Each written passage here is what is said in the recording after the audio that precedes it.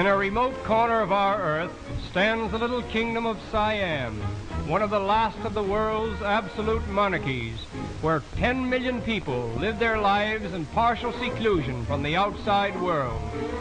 En route to Bangkok, the chief city of this ancient country, we pass a Chinese junk, which reminds us that most of the early settlers in Siam came from Mongolia, a province in China. After sailing up the Gulf of Siam, we arrive at a little peninsular port where a train is waiting to take us to Bangkok, about 35 miles inland. Before departing, we obtain our first bigamy as permitted, but when it occurs, the first wife is always acknowledged the head of the household. Incidentally, Siamese mothers never kiss their children, nor do husbands kiss their wives. Instead, they rub faces together. This little banquet is interrupted by the warning whistle from our train. And now we are en route to Bangkok. Except for a few railway lines, all travel in Siam is by water. The level of the land is so low and the soil is so soft. Experiences of the courageous engineers who conquered this tropical jungle with the first railway in Siam.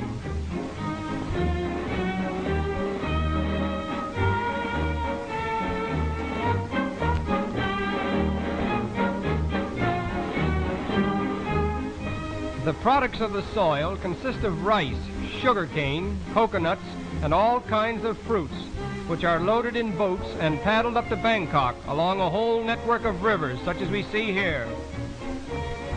We arrive at Bangkok, the capital and chief city of Siam, covering more land area than any other city in the world except London.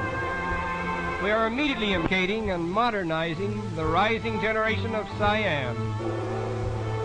We are told that this king has 236 brothers and sisters. His father had. Siamese are an artistic people.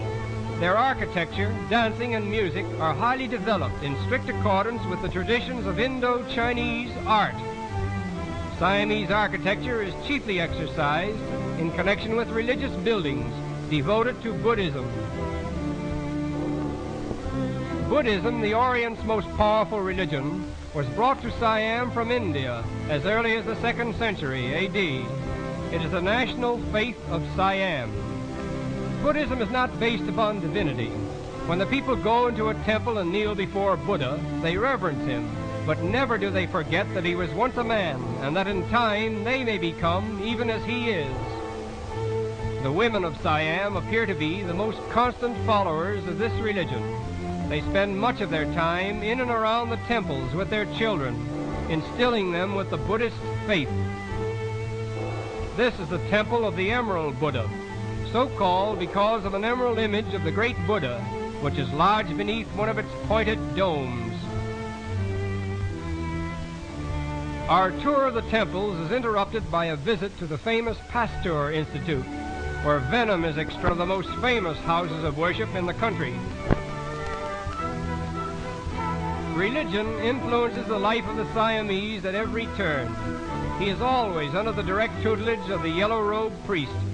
In fact, every Siamese, including the king himself, must spend a period of his life in some one of the 10,000 monasteries of the land. In Bangkok alone, there are at least 500 temples dedicated to Buddhism. As we think of the strength of this faith called Buddhism, with its millions of followers, and compare it to our own, we cannot help but feel a certain embarrassment in presuming to think that our particular religion is the only one in the world of any importance. And it is with this thought that we leave Siam and continue our voyage to Korea, where this same Buddhism is supported by another 17 million souls. We arrive at the port of Seoul, the chief city, where the unofficial reception committee is composed of a rather curious gathering, all as anxious to see us as we are to see them. The white-robed gentleman with the funny hat is the main attraction. This fellow is a typical example of the native Korean. He bows to the dominion of Japan, but he firmly declines to admit the superiority of Japan's intellectual and moral culture over his own. Japanese Empire. Here in the new palace, amid the regal splendor of a departed era, the former king of Korea lives on the bounty of his Japanese masters. The streets of Seoul illustrates how thoroughly the Japanese are assimilating Korea. Somehow the women of Seoul seem to be the dominating sex, and we wonder if this dates back to a certain custom that was once rigidly enforced. Every evening at exactly 9 o'clock, a curfew bell was rung as a warning for all men to hurry home and remain indoors so that the women could enjoy the freedom of the streets. This law, however, has been abandoned, perhaps at the request of the ladies themselves.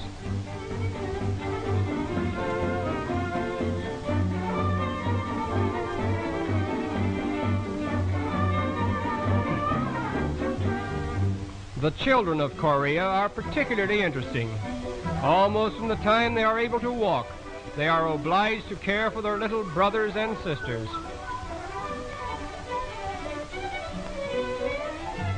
The first thing inculcated in a Korean child's mind is respect for his father. In fact, the 4 dreadful things which a boy fears most are earthquake, wind, fire, and father. Playing dinner and imitating the ponderous etiquette of their elders is a favorite amusement.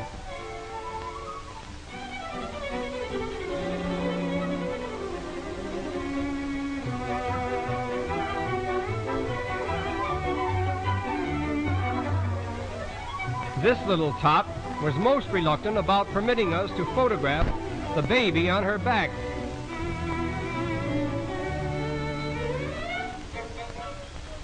In an oriental garden, we were afforded the special privilege of seeing a native dance, very much like those given by the geisha girls of Japan. This is called the drum dance.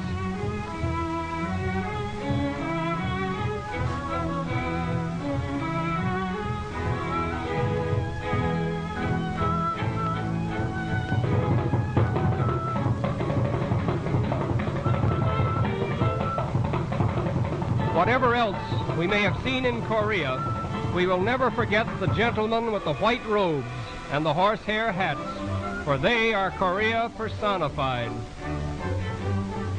And it is here that old Korea bows to us in gracious farewell.